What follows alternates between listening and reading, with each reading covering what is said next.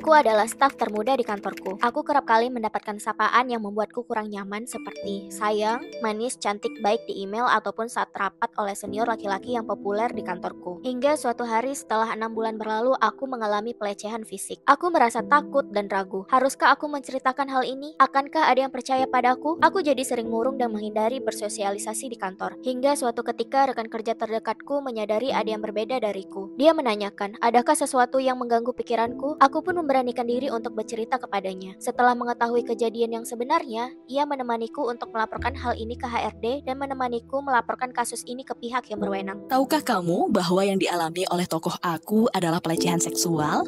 Pelecehan seksual adalah tindakan bersifat seksual yang tidak diinginkan orang lain. Dapat bersifat verbal, non-verbal atau fisik, dan bisa melalui komunikasi tertulis atau elektronik. Pelecehan seksual fisik adalah perbuatan seksual yang ditujukan terhadap tubuh atau organ reproduksi.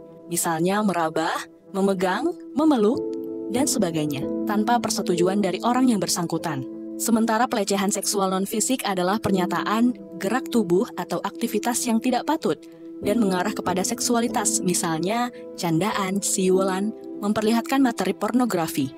Untuk menciptakan kemudahan akses keadilan bagi semua, apabila korban merupakan penyandang disabilitas, pelaporan kasusnya bisa diwakilkan oleh saksi atau orang terdekat yang mengetahui kasus pelecehan seksual tersebut. Aku cukup beruntung berada di lingkungan yang sportif. Kantorku memutuskan untuk memecat pelaku. Pihak kantor juga menawarkan pendampingan apa yang aku butuhkan, baik psikologis maupun hukum. Kasus yang aku laporkan pun akhirnya masuk ke persidangan. Hakim meminta rekomendasi dari psikolog untuk mengetahui apa saja dampak psikis yang kualami. Aku berterima kasih kepada rekan kerjaku, pihak kantor, dan hakim yang sudah mau mendengarkan dan percaya dengan kisahku. Sudah seharusnya juga di setiap kantor memiliki SOP soal kekerasan seksual dan menyediakan pemulihan bagi karyawan korban kekerasan seksual. Aku mau kamu tahu, kamu berhak untuk didengarkan, dipercaya, dan kamu berhak untuk pulih. Kamu juga berhak mendapatkan rekomendasi dan layanan psikolog ketika kamu menjadi korban kekerasan seksual.